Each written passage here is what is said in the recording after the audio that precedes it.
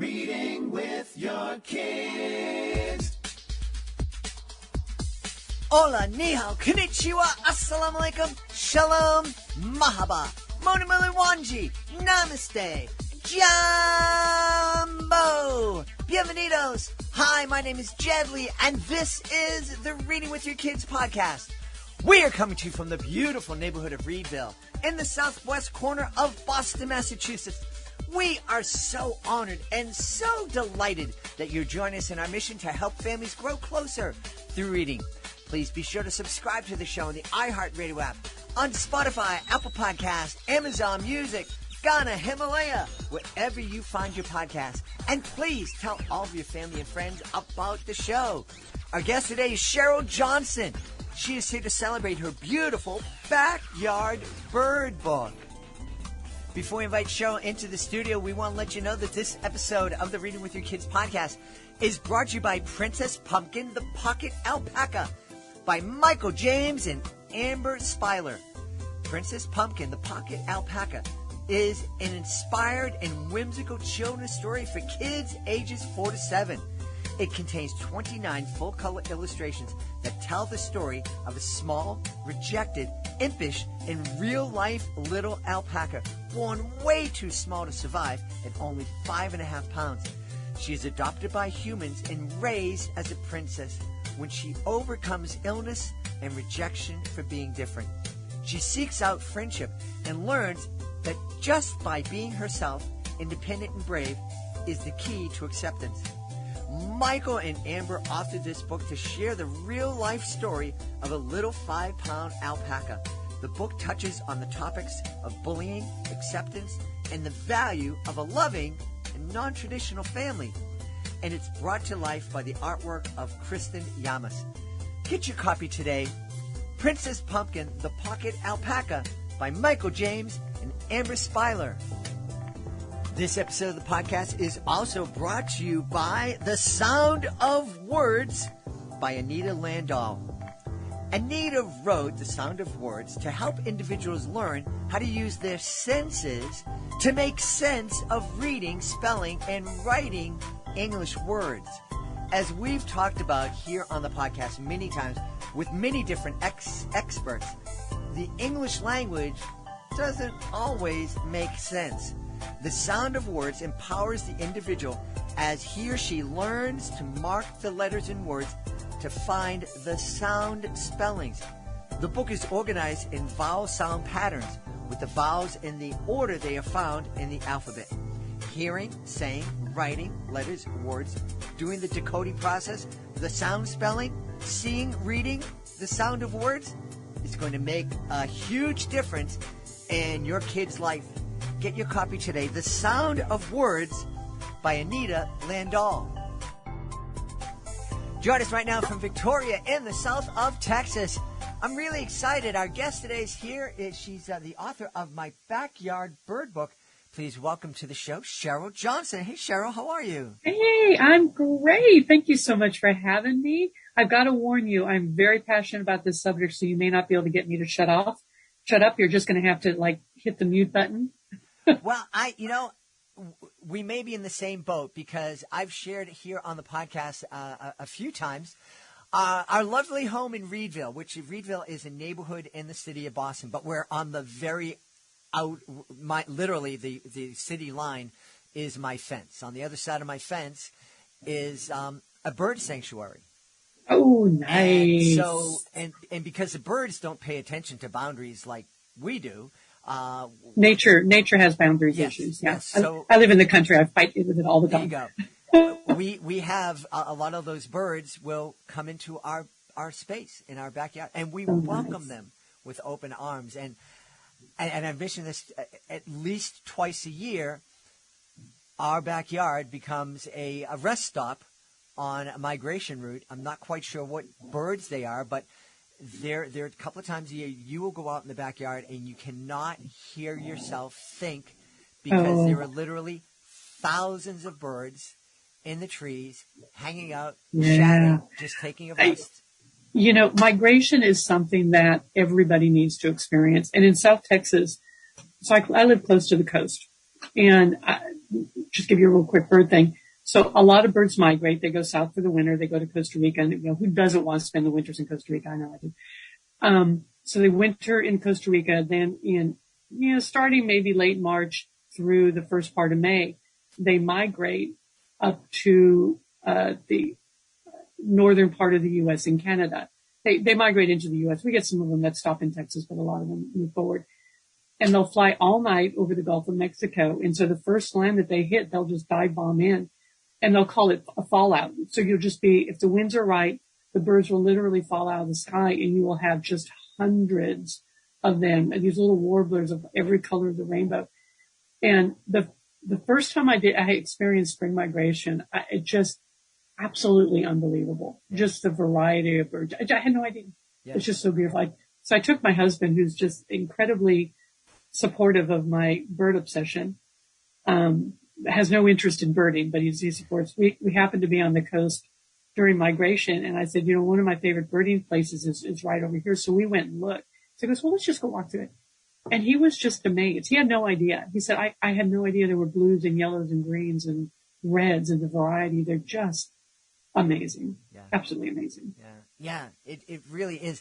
And I've had the chance to go and be in Costa Rica and be in Panama and be in Puerto Rico, and to see those parrots and birds that green and blue and yellow, and it's like I sit there and I'm like, wow, this is awesome. I've been to Costa Rica twice now on photography trips, and so I've got a new book that I'm working on called Creatures of the Rainforest, and it'll be the different. I think I've done the bird. I've written 4 books on birds for children. They're from children for 3 to 10 age group, and with my photography. So it's got actual photos and then fun facts in ways that children can understand. For example, how much does a bird weigh? This particular bird weighs as much as 100 jelly beans. So something that children can understand, what they eat, how to get them to come to your yard. So I've written 4 books on birds, and so I'm branching out a little bit into the expanded animal kingdom. And my 6th book was Backyard Critters and Creatures, to introduce children to the animal kingdom and things that they might find in their own backyard, but also safe techniques. For example, don't swat at wasps. Don't touch animals. Look, give nature its space, but look and see what you can discover. And so the Costa Rica book is like that, where it has different creatures from all the animal kingdoms. There's just different things you'll discover down there. I have to confess, I have a dumb story from Costa Rica. We're in the rainforest, and we're on a trail, and the trail was a man-made trail, and I wanted to get into the rainforest and be wild, and I think our guide knew what I was saying. I think he sensed it, and he said, we're kind of on a break and sitting around, and he said, Senor, lift up that leaf. I said, what leaf? This one? And he goes, yeah, just use a stick and lift up the leaf. Just do it slowly. And I said, okay. And I lifted up the leaf, and there was a yellow snake underneath the leaf. And he said, probably an eyelash viper. He goes, that's a viper. Yeah. They're all over the place. And I left down the leaf, and I said, oh, I'm going to stay with you. Well, here's a funny story. So one of my Costa Rica trips, we photographed glass frogs, which are little tiny frogs about the tip of your finger. They're teeny. And they're translucent, so you can see their internal organs. Wow. And so they're great. They come in different colors, but they're mostly green. And so I've got a beautiful picture of a glass frog on top of a red. I don't do plants, so it's on top of a red flower. My plant friends would know what it is. But it's a gorgeous picture, great contrast.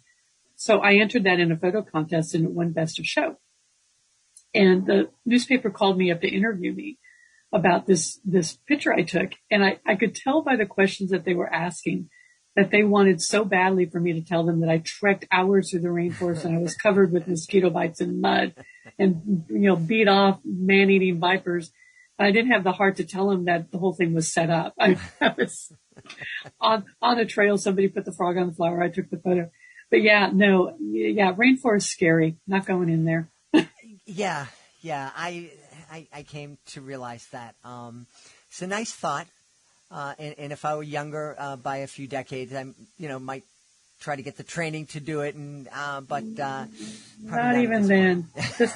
This last trip we did, we went on a river boat and we're photographing crocodiles, and those things get 20 feet long. Mm-hmm. Mm-hmm. It's like, yeah, no, I'm not. They're big, scary things with big, scary teeth in the rainforest. Yeah. We were we were at a panda sanctuary. Mm-hmm. Nope, not panda. Sloth sanctuary. Sloth. And wrong continent for pandas.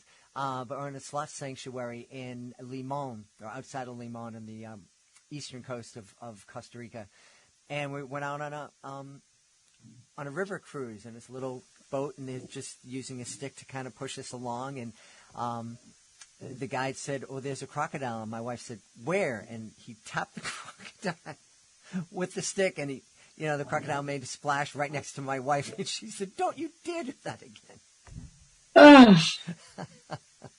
Big teeth. No. Big teeth. But yeah, but I do love nature and have had really such fun with the books. They've been a great adventure, and I'm very obviously very passionate about nature and photography. And one of the things that I love most is a lot of the nature books have illustrations of animals. And I really wanted to show kids what these creatures truly look like, because illustrations are tough.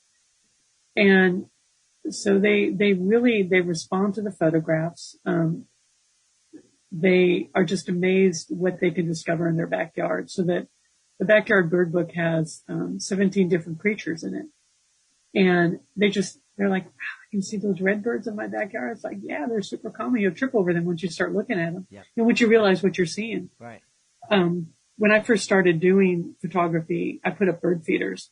And I was fairly convinced that the only birds that existed in the world were sparrows and doves, because that's all I was seeing. But once the feeders were out there for a while and the creatures started coming, realized that they were there and they started coming in. Just the variety in my neighborhood was amazing. I think when I lived in town, we live out in the country now, but when I lived in town, I think my city bird count, just walking around my neighborhood, was well over 70 different species. Wow. Just in my neighborhood. Yeah. But until you start looking, you don't realize what's out there. And I think the value of my Backyard Bird Book and other books like that is that it's a great way to help our kids become more aware. And Absolutely. And if they're more aware of the nature that's around them, and if we start talking to them about, hey, what are we seeing? Be more observant, and helping them be more observant with nature, that's just going to grow, and they're going to grow up to be more observant, not just of nature, but of human nature and of the business world, and they'll be more successful in every aspect of their life, I think. Absolutely. And my friends know that I'm just a crazy bird lady.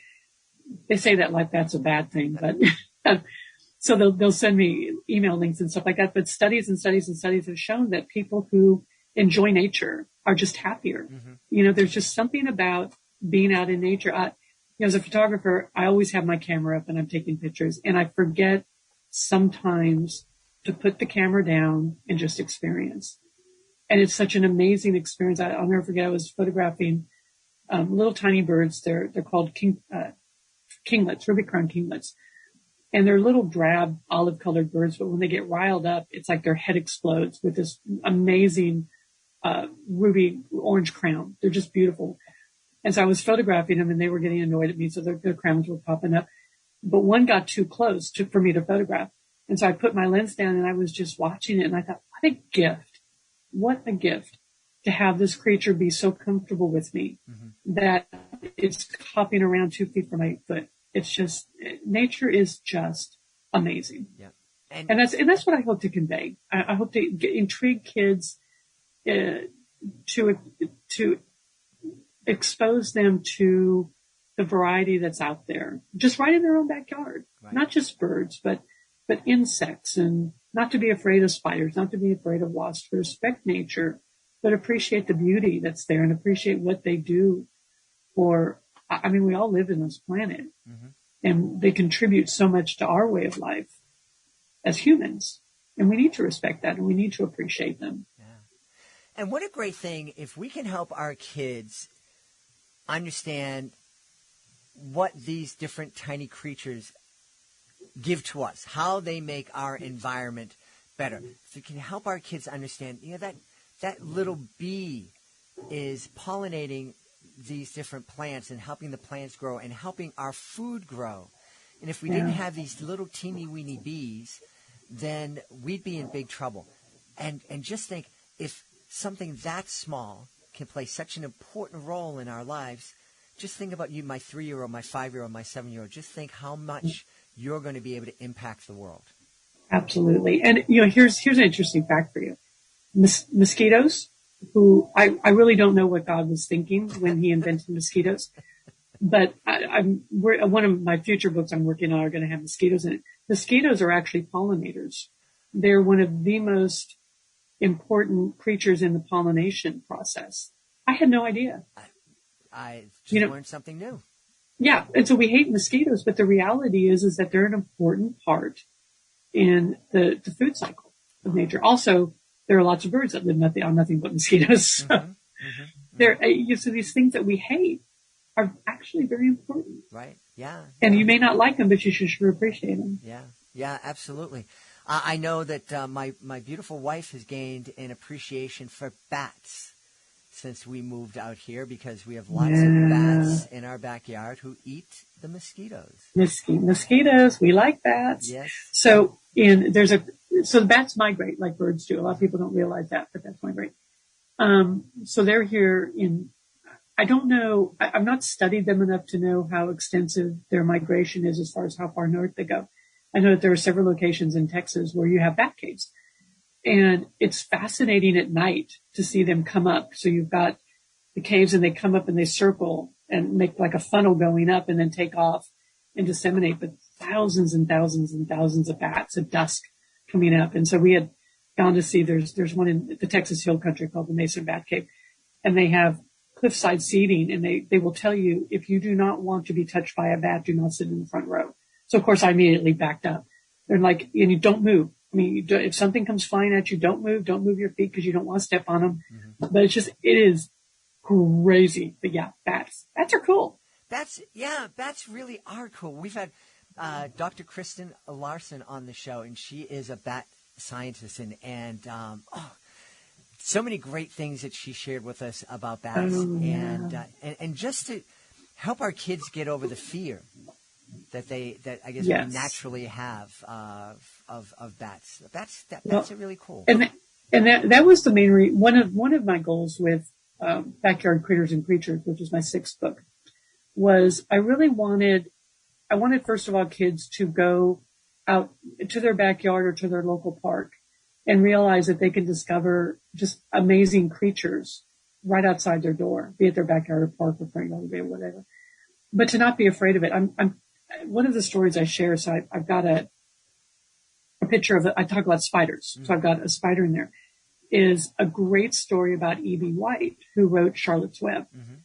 And he was deathly afraid of spiders, and he discovered a brown barn spider in his barn, and he started watching it and really observing it and became obsessed with him. And out of his obsession with this brown barn spider, what came the book Charlotte's Web. And after he observed that spider for a season, he wasn't afraid of him anymore. And I thought that is just such a great story. Yeah. And so if we can encourage children to get out there and look and respect nature and look and explore responsibly and to not be afraid. The reality is spiders aren't going to mess with you if you don't mess with them. If you start poking, you might get bit. Yep. But you can look at them and respect them and see the beauty of them and not be afraid. Yeah. Yeah. So incredible. One of the things about birds that fascinate me is that they are tiny. You were mentioning that one of the birds you featured weighed the same as 10 jelly beans. And we've had a lot of robins, and you know, the idea that birds can migrate from Costa Rica to New England. It's hard enough for me to get on a plane at Logan Airport and, transfer in Panama to get to Costa Rica. But they fly up with no directions and no signs. And then once they get here, they build nests. And I remember we had A few years back, we had a robin build a nest in the bush right in front of our front door. So we watched the birds, the eggs hatch and be born and everything. And after they left, I was able to take a look at that nest. And it was identical to a picture of a bird's nest that I found in the book that was written by one of our guests. And I'm like, how did you get the picture I took on my phone into your book? Because it was identical. And isn't that crazy? Yeah. And it's just instinctive. So I was photographing common loons up in Minnesota a couple of weeks ago. So we get them in Texas in the wintertime, and they're kind of drab, and I've always just dreamed of seeing them when they're in their full breeding plumage, and they're stunning creatures.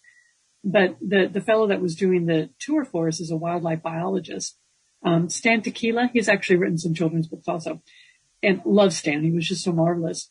But he was talking about the loon parents have the babies, and then they raise the babies to a certain point. The babies cannot fly until they reach a certain age. The parents leave. They go off and they migrate. And when the babies can fly, they go off and they migrate also. I'm thinking, how do they know where to go? I mean, that's just so fascinating to me. But they instinctively know where they need to go without making that first flight with their parents. Right. Yeah. It's just, nature is just so amazing. It is. And if we're talking with our kids about nature and getting them to thinking about that same thing, like, how is this happening? How are these birds figuring out? Maybe our kids are going to be the ones that come up with an idea and figure that out. Or while they're thinking about that, come up with another idea that's going to change the way we live here in the world. Absolutely. Yeah. Absolutely. I just think there's so much we can learn from nature, be it locomotion, be it medicine, be it, any aspect of our lives.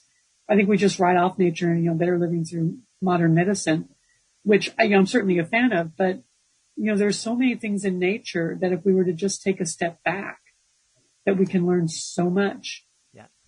So much. Yeah. And I actually think the best medicine comes from nature. We just kind of replicate it and make a million of them. I know. It's just craziness. So one of the books I wrote is called Plumology, and it's about bird feathers.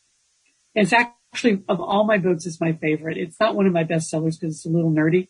The people that like it love it, but it's one of those books that's really got to be the right audience. But it's all about bird feathers.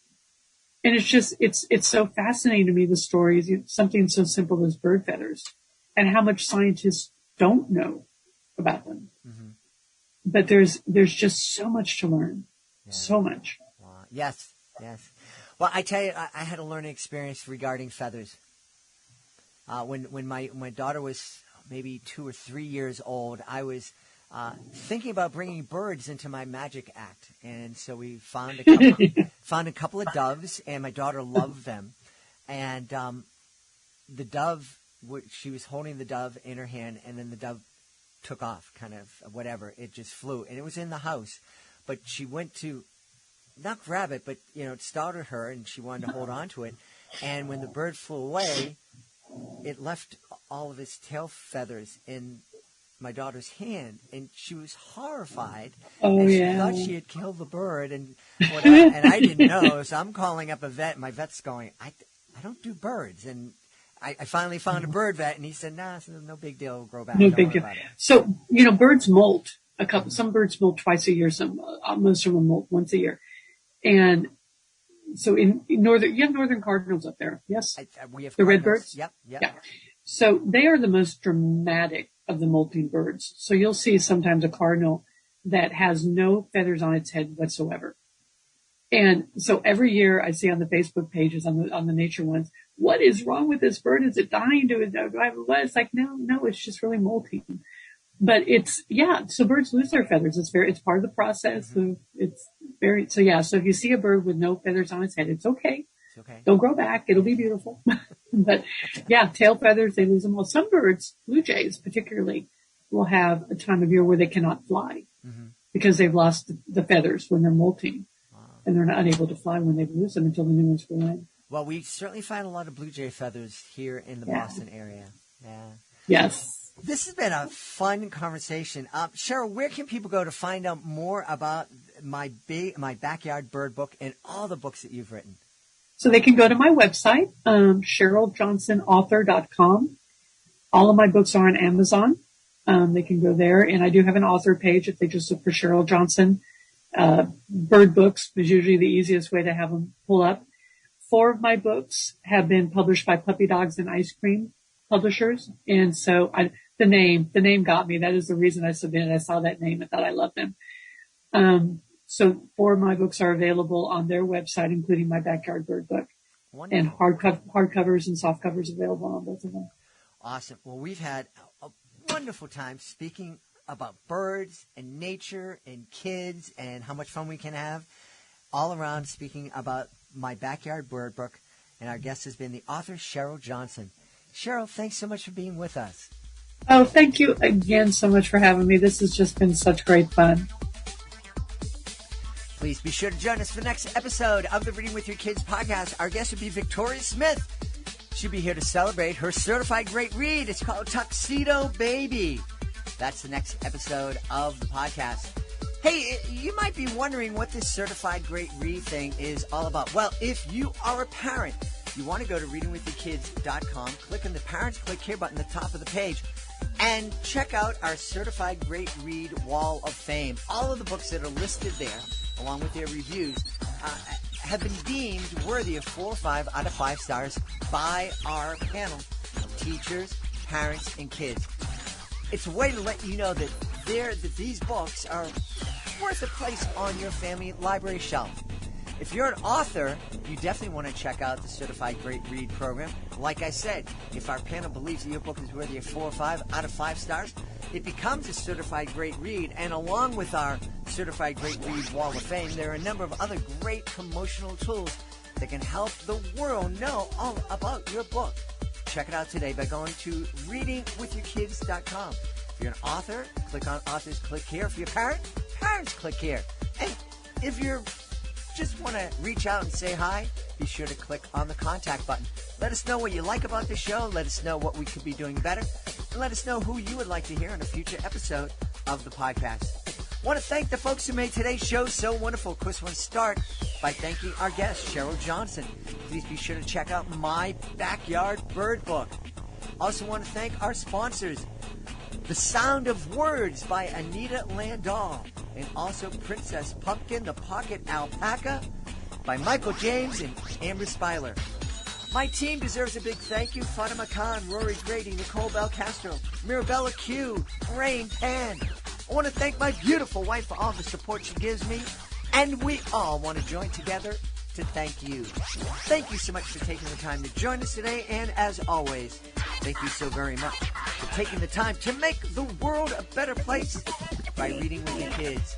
I'll be looking for you in the next edition of the Reading with Your Kids podcast.